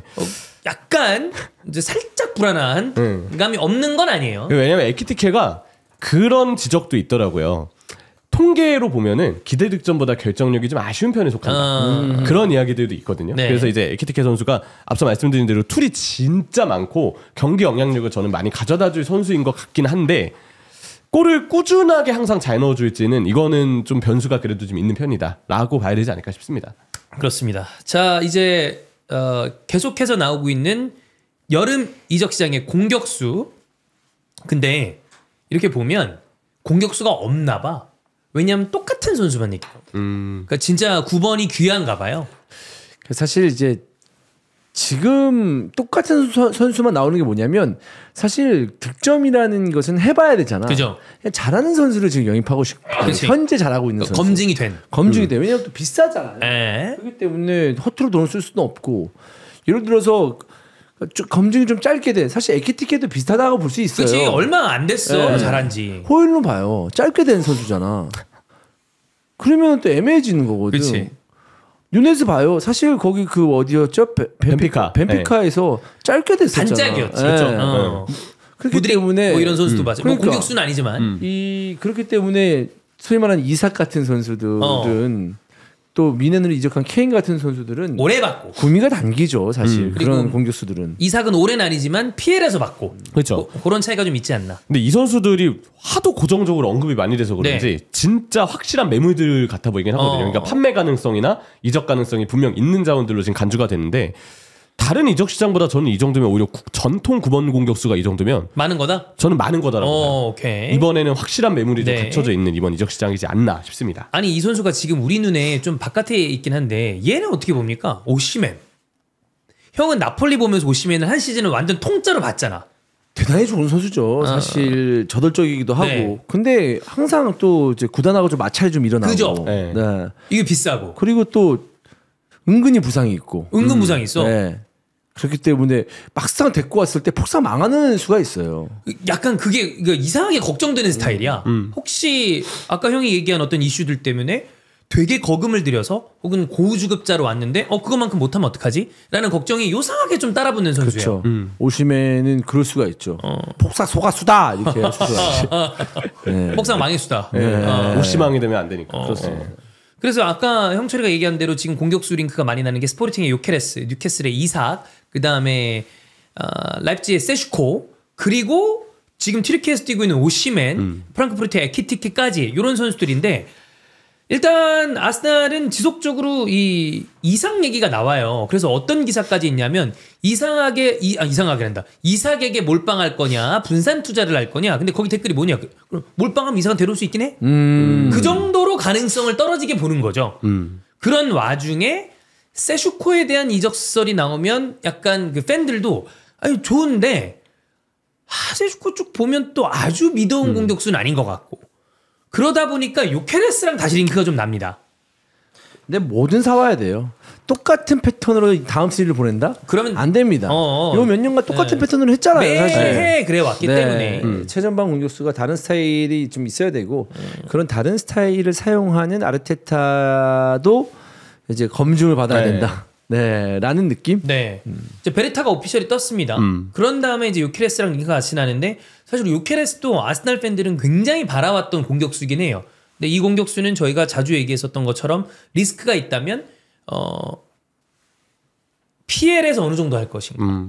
그리고 이 선수는 나이가 생각보다 어리지 않습니다. 그쵸. 그래서 리셀의 문제점이 있을 수 있다. 그걸 좀 봐야 돼요. 근데 제가 느끼기에는 지금 매물로 언급되는 선수 중에 이삭이 영입 가능성이 적다. 네. 이 리스크가 있는 것 빼고는 나머지 선수들은 다 리스크가 다 있어요. 세주코가 나와 보여요? 요케레스가 나와 보여요? 그냥 제 취향은 요케레스예요. 요케레스다. 예, 그냥 제가 봤을 때 취향. 예. 예, 이건 아마 그냥 제 취향이라 생각을 네네네. 하는데 그냥 요케레스가 저는 포르투갈 리그 출신이라고 해도 좀 더 이 선수는 어떤 팀을 가도 잘 쓸만한 여지가 좀 더 있어 보이거든요.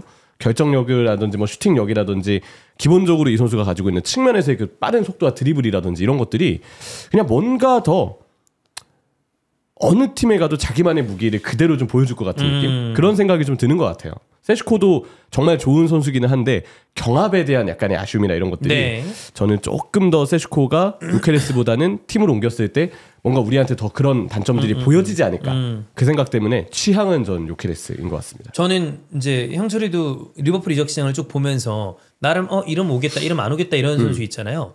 링크가 많이 난 세슈코 딱 느낌이 있거든요. 안 올 것 같아요. 너무 많이 언급되고 이러면 안 온다? 그러니까 가벼운 링크만 쭉쭉쭉쭉쭉 이어지니까 그러다 그러니까 이렇게 계속 세슈코는 어떻다 저쩌다 이렇게 얘기 나오지. 그럼 결과적으로 안 와. 그렇죠. 그러니까 이 정도 링크가 떴으면은 이제 뭔가 가시화가 돼야 되는데 그게 안 되니까 이러면 항상 안 와요. 그래서 좀 모르겠다. 첼시 같은 경우에 역시 이런 공격수들의 링크가 다는 와중에 리암 델랍이랑 링크가 있습니다. 근데 난 리암 델랍은 그때도 한번 말씀을 드렸지만 얘 약간 중위권 에이스 느낌이야. 아직 상위권 가기에는 여물지 않았다. 모르겠어요. 아니, 사실 이미지지. 그 이미지야. 이미지입니다. 실제로 그렇다기보다 이런 선수들이 와서 초반에 몇 골 넣어주면 그럼 또 이미지 원래 바뀌는 좀 거거든. 이렇게 실력이었구나라는 그쵸. 건데 지금의 이미지는 그런 이미지가 나올 수밖에 없죠. 워낙 파워풀하니까. 그렇죠. 이거 좋고. 견제에 좀 약하더라고요. 근데. 그러니까 이제 강팀 공격수가 되면 당연히 더 많은 견제에 시달릴 수밖에 없을 텐데 견제를 받을 때 리암 델랍이 그거를 뭔가 자기만의 강점대로 벗어나는 모습을 많이 못 보여줬어요. 네. 그냥 경기에서 그대로 지워진 경우들이 그쵸. 많았으니까 눈높이가 높을 수밖에 없는 이 세 팀들의 입장에서는 리암 델랍이 이거는 조금 리스크가 있는데 라는 생각을 안 할 수 없는 그런 시점인 거죠. 네. 자, 그다음에 맨유는 역시 오시멘이랑 링크가 최근에 좀 많이 있는 편인데 이건 우리가 컨텐츠로도 말씀을 드렸지만 맨유는 지금 딴 게 아닙니다. 돈 문제예요. 빨리 만약에 이적 시장의 계획을 세워서 제대로 되지 않으면 이도저도 안 될 수 있는 게 매각할 선수들을 빠르게 매각해서 현금을 확보하는 게 중요하다고 이야기가 되고 있습니다. 그렇죠. 그래서 뭐 사실 지금 다른 것보다도 정리에 대한 링크가 좀 우선시 뜰 것 그쵸. 같아요. 그게 어떤 선수가 되었건 혹시 모르죠. 브루노도 그런 맥락에서 뭐 그냥 링크가 나온 건지 뭔가 흘린 이야기겠지. 기자들이 그런 스토리를 생각해서 이런 상황에서 한번 브루노를 파는 것도 고려하지 않을까 싶어서 추측을 한 건지. 근데 아마 저는 그런 맥락에서 그냥 기자분이 기사에서 쓴 것 같은데 일단은 진짜 돈이 얼마나 마련될지를 봐야죠. 지금 단계에서는 경쟁팀들도 꽤 많은 돈을 준비하고 있을 거라서 돈 확보가 우선입니다. 네. 예, 그래야 이제 여러 팀들 경쟁에 물려도 맨유가 어느 정도 덤빌 수 있는 도전할 수 있는 기회가 좀 생기겠죠. 그렇습니다. 자, 그다음 이 리버풀을 또 소유하고 있는 이 페네이 스포츠 그룹 쪽에서 말라가 인수 얘기가 떴습니다. 말라가는 어찌 보면 라리가에서는 안 좋은 선례를 남긴 케이스죠. 잘못된 투자로 인해서. 예, 자본이 들어갔다가 쑥 빠져나가면서 팀이 완전 밑으로 고꾸라지고 물론 그 덕에 아스날은 사실 수혜를 봤죠. 이스코랑 몬레알이죠. 카솔라랑 카솔라도 몬레알 있고. 이렇게 수혜를 봤었는데 이스코랑 죄송합니다. 카솔라. 예, 이스코 좋죠. 이스코도 말라가 있었잖아. 있었죠. 아스날이 완전- 아니었죠. 왜냐면 그때 챔스 4강인지 8강 형이 도르트문트랑 경기 중계했었잖아요. 되게 그때 돈 많이 쓰면서 되게 멋진 구단이었는데 장난이었어. 재밌었어. 갑자기 훅 그렇지. 네. 완전 막 팀이 완전 나가리가 됐으니까. 근데 뭐 라리가의 투자의 어떤 매력도라고 봐야 되는지 아니면 뭐 어떤지 모르겠습니다만 지금 계속해서 인수 링크가 있는 상태인데 페네이 스포츠 그룹에 대해서는 좀 그 형철이가 상황을 알고 있을 테니까 가능성이 좀 있나요?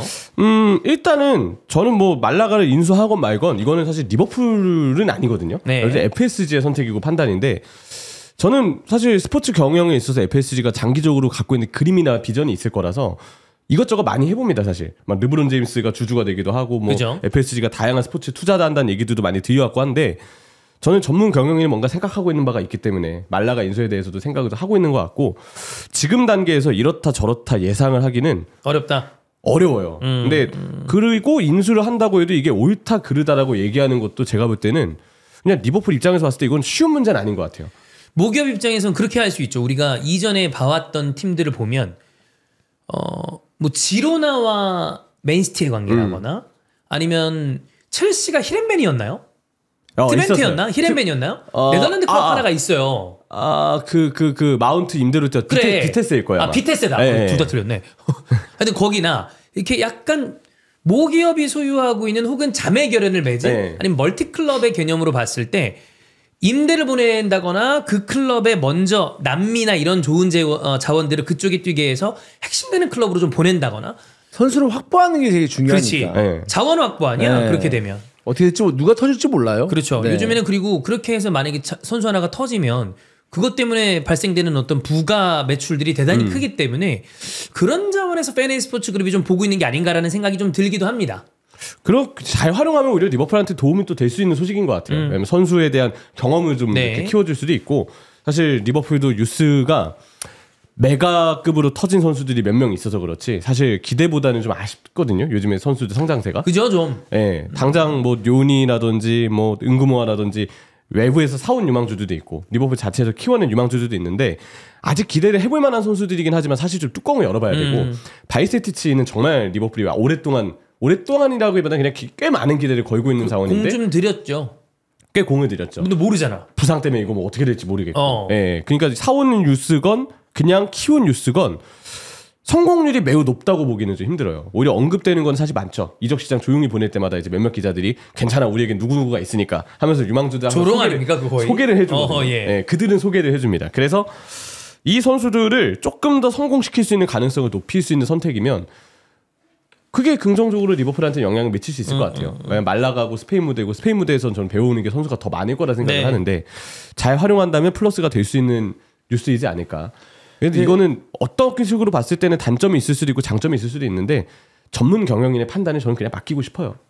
인수 비용이 선수 한 명 값인데 요즘에 선수가 워낙 비싸니까 지금 얘기되는 금액이 뭐 1억 유로 정도 됩니다. 네. 그러면은 구단 하나 물론 이제 구단을 이제 운영하는 데서 돈이 더 들겠지만 부대 비용이 많이 들겠죠. 네, 근데 전체적으로 팀을 이제 키운다라는 느낌으로 봤을 때는 시너지 효과가 나면 뭐 한번 좀 고려해 보지 않을까 라는 생각입니다. 전체 뭐 그룹의 어떤 계획이 있겠죠. 그 안에서 벌어지는 거기 때문에 우리가 다 알기는 좀 힘듭니다만 어차피 여기 쓰이는 돈이 리버풀에 쓰일 거란 보장도 못해요. 그래, 맞아. 그것도 그래. 그래서 저는 그냥 이건 그냥 흘러가는 뉴스로 일이 진행됐구나. 그럼 뭐 이렇게 하겠구나. 그런 느낌으로 저는 그냥 받아들이려고 합니다. 팬들이 지나가는 얘기, 야 그거 할 돈이 있으면 이적료나 더 쓰지라고 하지만 그거랑 사실 별개의 상황일 거기 때문에 완전 별개죠. 그렇습니다. 자, 그다음 마지막입니다.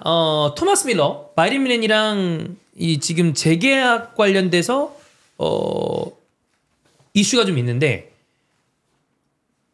뛸 만큼 뛰었거든요. 그리고 어찌 보면 바이에른 뮌헨에서 이 선수만한 어떤 이 여러 가지 커리어를 보낸 게 역대 레전드 반열에 올라가도 충분히 대단한 선수입니다. 근데 워낙에 고주급자예요. 그렇다 보니까 은퇴를 해야 되는가 아니면 바이에른 뮌헨에서 재계약을 과연 제시를 할 것인가. 근데 안 하는 쪽으로 좀 그림이 나왔죠. 아무래도 밀러가 사실 이미 대기록을 달성을 했어요. 올 시즌 이제 그 분데스리가 2라운드였던 프라이부르크전에 뛰면서 역대 바이에른 뮌헨 선수 중 가장 많은 공식 경기를 뛴 선수, 가장 많은 분데스리가 경기를 뛴 선수. 엄청난 기록인데. 바이에른 뮌헨의 역사를 생각했을 때 그리고 그 이전 기록이 제프마이어였다 하더라고요. 골키퍼잖아요. 그러니까 아무래도 골키퍼가 필드 플레이어보다는 한 번 주전을 차지했을 시에 더 많은 경기를 뛸 가능성이 그래도 좀 높지 않나 싶은데 밀러가 그 기록을 넘어서 지금 한 경기 한 경기 역사를 다 새로 쓰고 있거든요.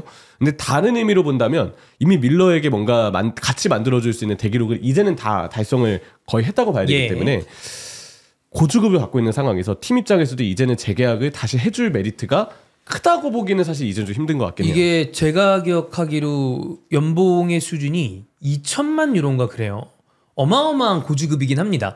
팀 입장에서 주축 자원이라고 보기 힘든, 물론 레전드긴 합니다만 이 정도 고주급자를 계속 보유하고 있는 거는 전체적으로 봤을 때 좀 쉽지는 않죠. 그렇죠. 그냥 저렴한 선수면 또 모르겠는데. 그치. 근데 이제 돈을 많이 줘야 되니까. 그럼 이 돈으로 다른 거를 많이 할 수 있잖아요. 훨씬 더 많은 걸 할 수 있으니까 쉽진 않아요. 팀적인 선택을 해야죠. 구단 입장에서 제일 땡큐인 건 뭐 그런 거겠죠. 주급 대폭 삭감한 다음에 한 시즌 더 하면 받아줄 가능성도 충분히 있지 않을까.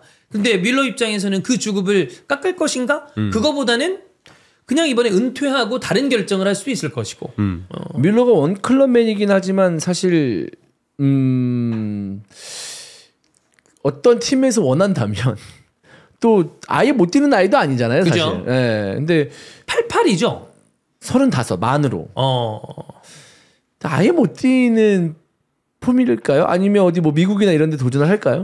만약에 미국에서 오퍼가 있다라고 하면 가서 근근히 좀 잘 뛸 수 있지 않겠어요?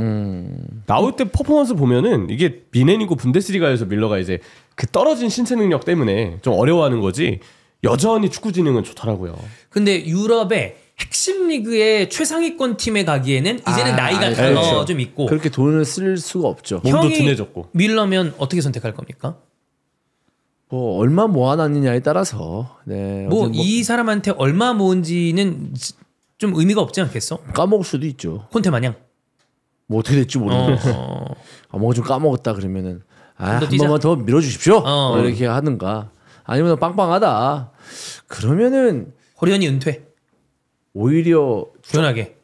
조금 호련이 은퇴라기보다 더 마음 편하게 딴 데서 공짜잖아요. 아 그냥 뭐 돈 상관없이 공차고 싶은 마음이 있어. 뭐 미국 오퍼도 좀 들어보고. 네. 형철이면 어떻게 할 것 같아요? 저는 미국에 한번 가볼 것 같아요. 만약 오퍼가 있다면. 네, 모퍼가 있다면. 아 거기 뭐 비슷한 또래들 친구들 많아. 그러니까. 메시도 있고 로이스도 가 있고. 왠지 느낌이 거기 가면 되게 잘할 것 같은 느낌이에요. 왜냐면 뒤에 밀러가 지금 신체 능력이 떨어져서 그렇지 말씀드렸듯 오프 더 볼이나 지능적인 플레이는 원래도 월드 클래스의 선수였지만 지금도 가끔 그런 번뜩이는 플레이들이 나올 때가 있거든요. 그냥 선수가 느꼈을 때는 나 더 뛸 수 있는데 전 왠지 이런 마음이 좀 있지 않을까 싶어요. 제가 밀러였다면 또 그런 마음이 들 것 같거든요. 그래서 다른 무대 조금 더 뭔가 스타성도 좀 키울 수 있고 동료들 아는 친구들도 좀 있고 뭔가 본인도 좀 여유 있게 생활할 수 있고 그러면 최선의 기회는 사실 미국이죠. 이 정도 레벨에 가 있는 이 정도의 레전드 선수면 볼 차는 게 재밌겠죠. 지금 거의 뭐 도사처럼 도사잖아. 차겠지. 그러니까 선수들이 은퇴하고 나서 이제 볼줄이 보인다. 은퇴하고 나서 축구가 보인다 그래. 이런 얘기를 하는데 밀러는 뭐 리그에서만 거의 500경기를 뛰었으니까.